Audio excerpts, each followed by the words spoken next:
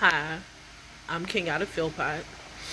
I am the maternal grandmother of Jadako Taylor, who was brutally tortured and life was taken earlier this year on March 22nd by his stepbrother, Anthony McCants Jr.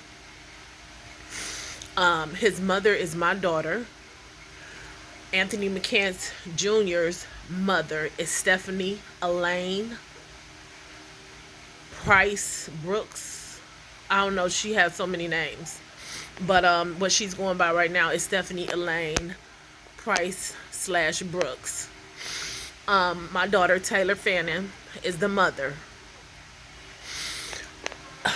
Sadly entrusted Jadako's care with him while she went to school to try to make a better situation for her and the family, because that's what they were all supposed to be, a family. Anthony McCants tortured Jadako.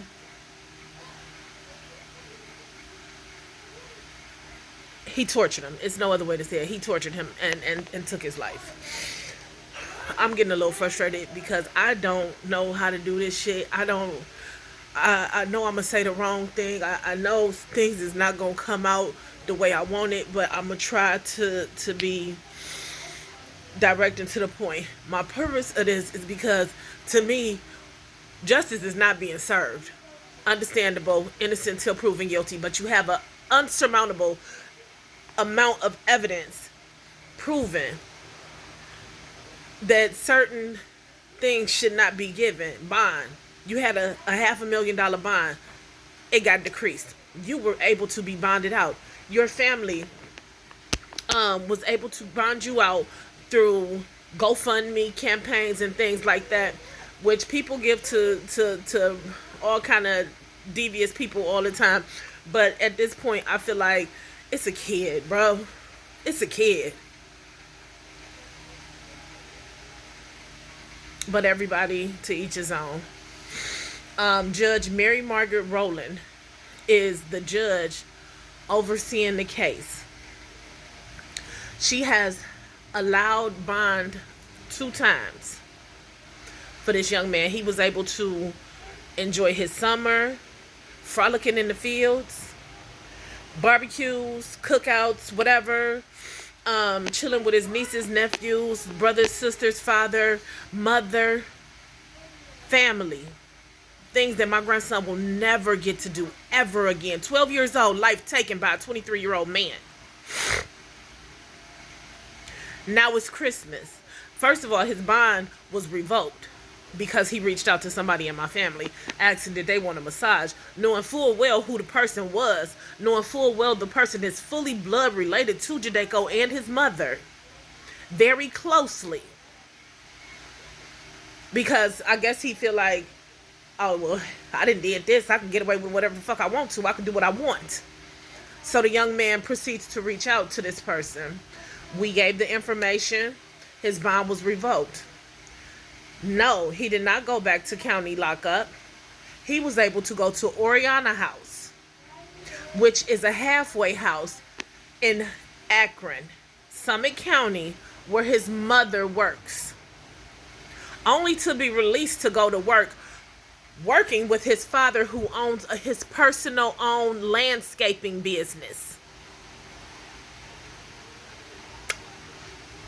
So basically, you still free. You still doing what the fuck you want to do, because there's no checks and balances when you working for your family and when your family is monitoring your freedom.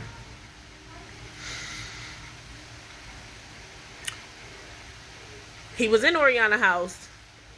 Now, he decides to fire his attorney, which is his right. And now he has a public defender, which puts him up again to be able to request a bond hearing.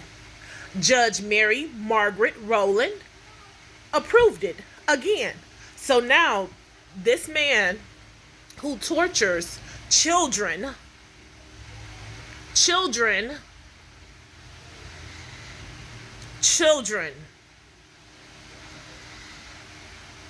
and sees it upon himself to take their lives, is out for the Christmas holiday and gets to be with his family, his friends, and hug his mother on Christmas morning, his sisters, his brothers, his father, his nieces, nephews, whatever. He gets to spend with his family again while my grandson is gone. On March 22nd,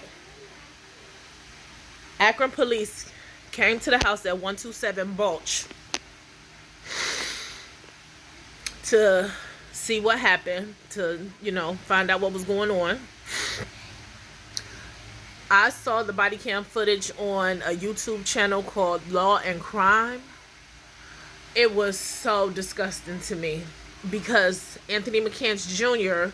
walked around speaking like it was just a regular conversation, like it was just every day, and every detail that he described was Jadako's body shutting down, was Jadako going through hypothermia, was him seizing, him urinating himself, and then finally him falling and hitting his head. There's a police call, a 911 police call that is on YouTube. I can't remember what channel I saw that on, but there's a 911 police call where he calls. He's cool, calm, collected. And what he says is, my little brother hit his head, and proceeds from there. On the body cam footage that I saw on Law and Crime, he's walking through the house. He goes through the kitchen. He goes into the living room. He sits on the arm of the couch. He gets up. He walks to the dining area. All of these ways that he's walking around, you can see the EMS blurred out, of course, and Jadako's little body on the floor. And the only way I know that it was him is because you can see his foot moving as they're doing chest compressions to try to revive him, but he was already gone. When Jadako was pronounced dead at Akron Children's Hospital, he had already been gone. The medical examiner said that he was gone for an hour prior to emergency services being contacted. My whole reason for saying that is because on March 22nd, Stephanie Elaine Price Brooks had an interview. Upon leaving her interview, she was supposed to meet with some friends or some people or whatever at House 330 in Akron. She called or texted and told them, I'll be there in 10 minutes, right around the corner. 45 minutes later, in that 45-minute time, calls were made, texts was made. Miss Price Brooks was unreachable. Emmy says Jadako was gone for an hour prior to emergency services being called. You're a 23-year-old young adult. My thought is, I'm calling my mother. I don't know what to do. I'm not necessarily saying I'm going to call my mother to cover nothing up, but I'm going to call my mother because I'm scared. I'm going to call my mother because I need help. I'm not going to speak on my personal relationship or the personal things that I observed about her because I don't want anybody to say that I'm making shit up, because it can't be made up. You can, if anybody is watching this or ends up watching this who attended the funeral services and saw the way she got up and spoke like she was doing a fucking commercial or some shit, if the people at the funeral home would like to reach out and speak about how when we came to make arrangements for my grandson, how my daughter can't even speak, how I was crying, bawling, had to get up and walk out.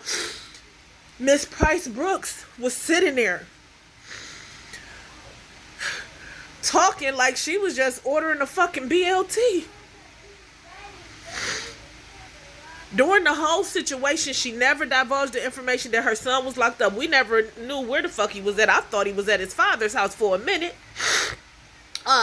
This lady went out to girls' night several times and went to to brunch following, and I think it was girls' night that Friday before the service.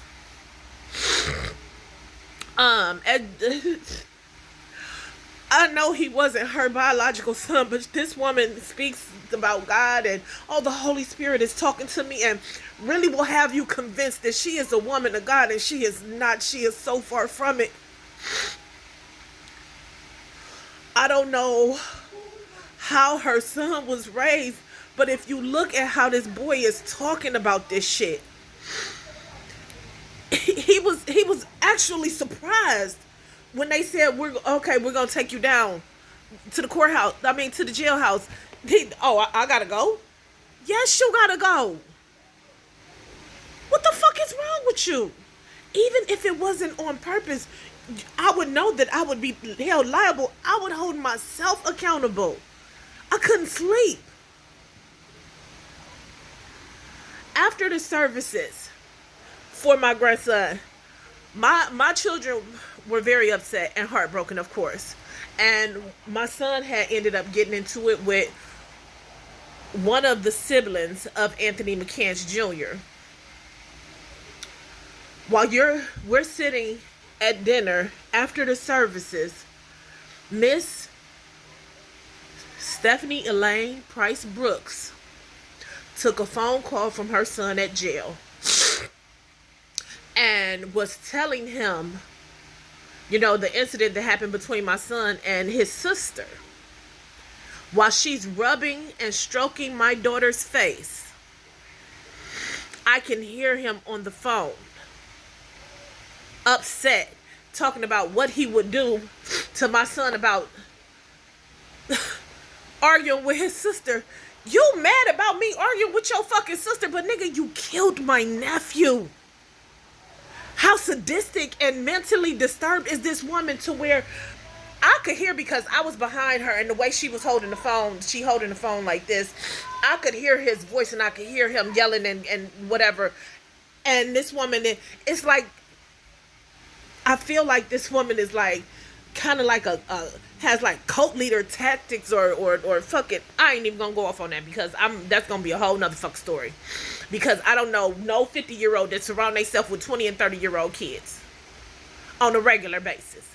Let's just stick to the fucking facts. Hypothermia set in at 85 to 90 fucking degrees. Jadako's core body temp when he was at the hospital and pronounced dead was 74 fucking degrees. How long does it take for your body temperature to go down, even if it wasn't an hour? But I'm speaking facts on that shit. It was an hour before EMS services was called. I said I wasn't gonna write shit down because I didn't want to seem all scatterbrained and all over the fucking place, and then I don't seem like I'm telling the truth. Look the shit up. The shit needs recognition. It needs people to actually see. I need motherfuckers to be angry about this shit, because just as well as it was our baby, it could be somebody else's baby if this nigga is let the fuck out.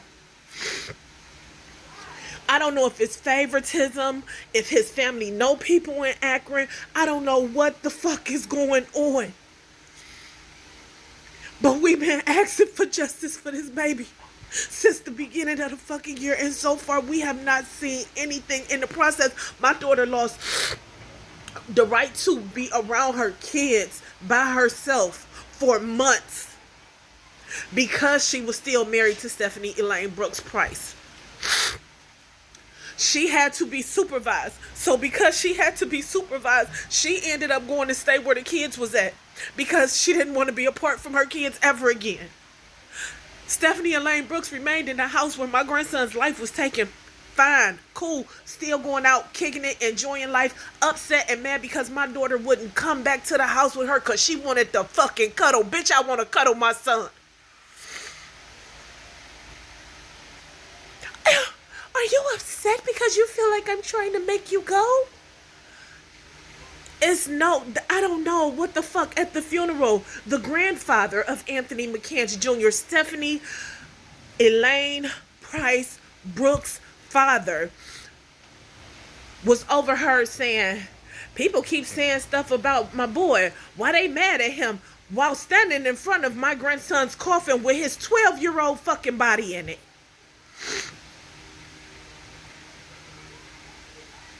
I don't know what to do, what to say, but if anybody can give me any information, can make any suggestions, if you know somebody who knows somebody who knows somebody who could help us, please reach out. My email address is Kenyada, Kenyada Philpot 30@yahoo.com. Period. Send a number, send a name, something. This shit is not right. It's not right. It's not right. Every day my daughter wake up, she gotta look at 3 faces where it was 4. I sleep at night and I dream about this boy every night. And when I wake up, I gotta come back to a realization that he's gone forever.